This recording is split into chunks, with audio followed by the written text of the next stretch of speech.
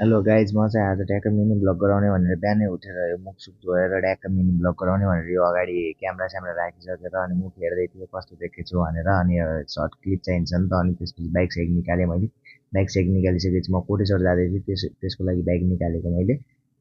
Bike निकालेको नि त भिडियो गराइदिउँ भनेर एक बार भिडियो भित्तामा राखेर भिडियो पनि गराउन लाएँ अनि बाइक अब साइडमा थियो हल्का यता बाहिर निकाल्नु पऱ्यो बाहिर निकालेर अनि म कोटेश्वर चाहिँ यो ब्लुटुथ हाल्नको लागि जानु लाग्यो हेलमेटमा अनि त्यहाँ जानु यहाँ पसल चाहिँ बन्द थियो यो पसल चाहिँ बन्द भएर अनि एकछिन वेट गरेर आएको थिएँ पसलको बाहिर दाइले आउँछु भन्दै हुन्थ्यो अनि हल्का छिटै गइहाल्यो नि त बिहान अनि त्यही भएर खुलेको थिएन खुल्यो अनि त्यसपछि यो ब्लुटुथ हेरेँ चेक गरेर आएको थियो चेक गऱ्यौँ अनि ब्लुटुथ चेक गरेर अनि हेलमेट फिटिङ गरिदिनु भयो दाइले त्यसपछि फिटिङ गरिसकेपछि अनि यस्तो देखियो दामी देखियो भनेर अनि म चाहिँ ट्याक्क अब निस्किन लाग्थ्यो रुमतिर निस्किने बेलामा चाहिँ अनि यसो आइसक्रिम खान मन लाग्यो मलाई चाहिँ अनि आइसक्रिम खाने भने मार्टमा गएँ हेरेको एउटातिर बियर भएको थियो अर्को त्यसले चाहिँ आइसक्रिम अनि ट्याक्कै हेरेको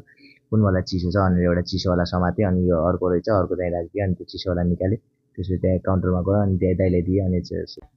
ट्याक्क दाइलाई कति भयो भनेर सोद्धाखेरि दाइले चाहिँ 165 भन्नुभएको रहेछ मैले चाहिँ 145 पैँतालिस दिने ए 165। अनि म चाहिँ यहाँदेखि पैसा दिएर फेरि अनि पार्कमा गएर बसेँ एकछिन यहाँ पार्कमा बस्ने चाहिँ आइसक्रिम खाँदै पार्कमा बसेँ म सधैँ यहाँ बसिरहन्छु नि त अनि एकछिन बसेर यसो हेरेको माथि बादलतिर बादल पनि कति राम्रो लाग्यो त्यहाँनिर एउटा मान्छे जस्तो देखिरहेको थियो बनेको बादलमा। अनि त्यसपछि साथीहरूले बोलाइरहेको थियो नि त मलाई अनि यहाँ आइज नि त अर्जेन्ट काम छ भन्यो अनि अर्जेन्ट काम छ भने त ल जाउँ न त जाउँ के अर्जेन्ट काम रहेछ यस्तो अर्जेन्ट छिटो आइज भनिरहेको थियो अनि छिट्टै गएर म अनि ल के काम रहेछ नि त भनेर गएको केटा साथी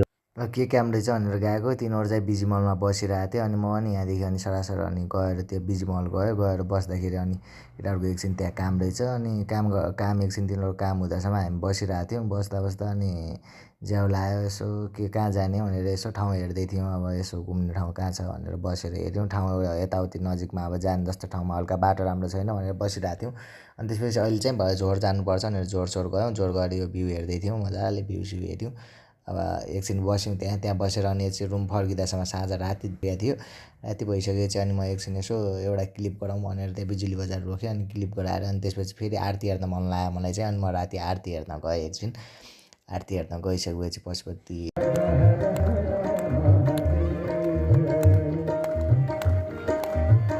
म चाहिँ अझ आरती हेरेर आएर पार्कमा बसेर एकछिन अझ एउटा आइसक्रिम खाएँ अनि आइसक्रिम खाइसकेपछि चाहिँ रुम आएँ रुम आउँदासम्म 10 बजिसकेको थियो थ्याङ्क यू फर वाचिङ।